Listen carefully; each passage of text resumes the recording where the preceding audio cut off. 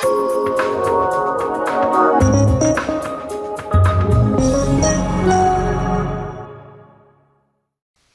right, let's move on to some post-processing of this laminate model.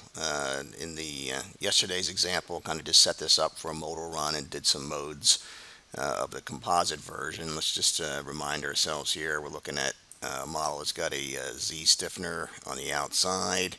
I'll turn on my highlighter here. So here's that property. There's my beam elements. We got a couple aluminum plates there in the middle. We got some tubes in the top here, and then we've got a 8-ply property kind of in a thinner section and a 12-ply property out here in a kind of a thicker section. So that's kind of the model we got. So let's do some post-processing. For modes, we could just, obviously just animate the mode shapes, but let's move on to do some actual structural analysis.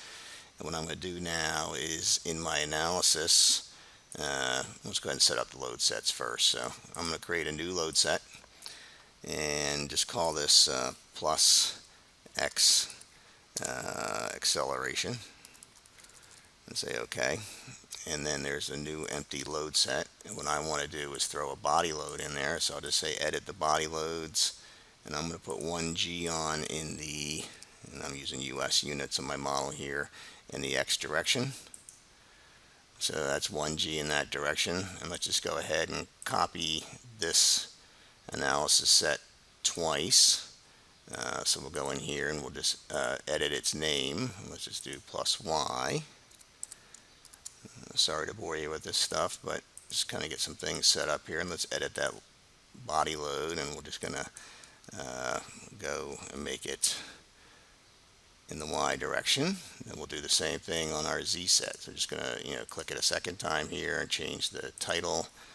And the titles are nice just to kind of keep things organized, but go in the body load, open it up, right click and edit.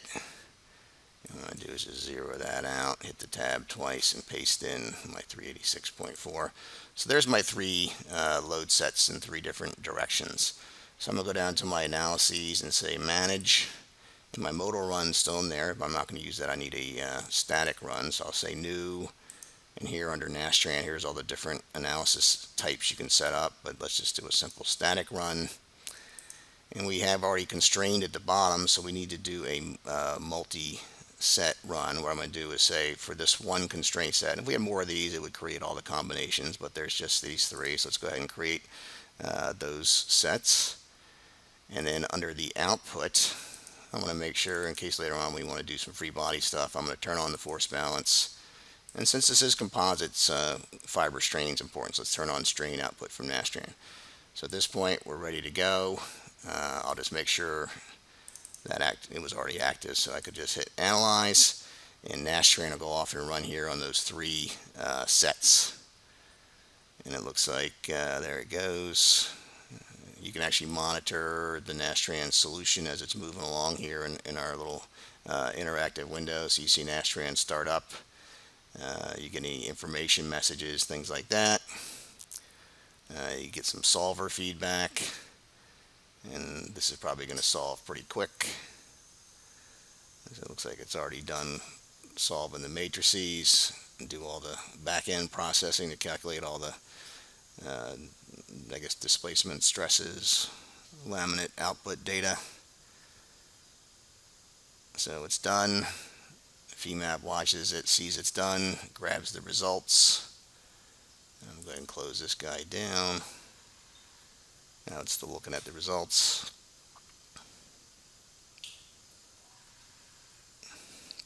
All right.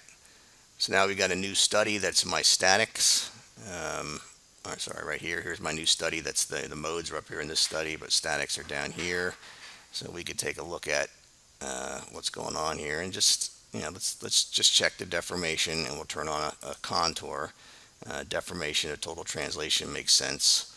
But since this is laminate, let's get down in here, and there's some ply data. There's ply 1, and there's our strain. So there's a strain in the fiber direction. So this is a pretty important piece of information. So, first thing we just check is, yes, it did go in the X direction, did go in the Y direction, did deform in the Z direction. So it looks like we got everything set up pretty well. Now you might wonder why I did the 1G in each direction. I'm going to show you why. We've got a neat tool in Femap here that we can actually calculate combinations of data or results data. So I'm going to create a new empty data surface that's a result processing. And what I want to do is this will be the data gets created on the fly. So I'm going to do linear combinations and create this stuff. So let's do 6 rows, and you'll see why I'm doing that in a second. And I want to use data from those 3 sets.